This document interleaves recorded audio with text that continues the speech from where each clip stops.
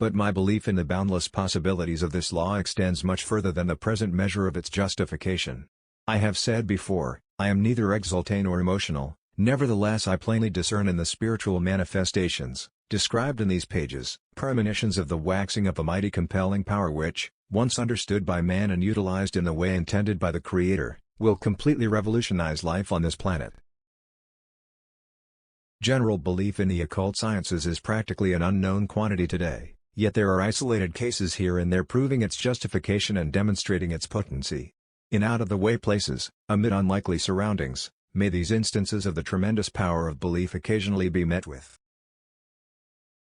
When so encountered, the psychic simply and gratefully recognizes and acknowledges the existence of spiritual dynamics, while the physicist measuring, or attempting to measure, spiritual force by the unsuitable and impossible standards of physical science, naturally fails to arrive at a determination of any educational value. Science, however, through some of her best exponents, has at length admitted that behind matter there is a moving, propelling power exercising enormous influence over it. But once she gracefully acknowledges that the great dynamic reservoir of the universe will be found where spiritual force is conserved, and lays her tribute to this mighty power on the altars of truth, and, moreover, teaches the doctrine in her schools, belief will accomplish the rest.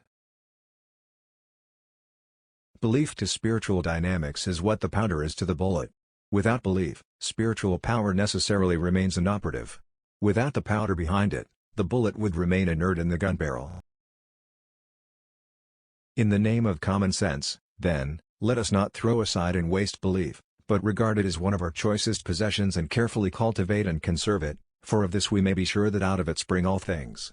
It is also certain that whatever man has accomplished in this world, whether for good or for evil, it has been accomplished by and through belief. Many persons regard manifestations of the kind referred to in these pages as impossible. To such, demonstration of the truth will remain impossible. To those who regard manifestations of the nature herein described as neither impossible nor supernatural, but believe in them with a wholehearted, unshaken, and unshrinking faith, such revelations, while assuming quite normal proportions, will come not once but often, not sparingly and with niggard doles, but with plenteous overflowing measure.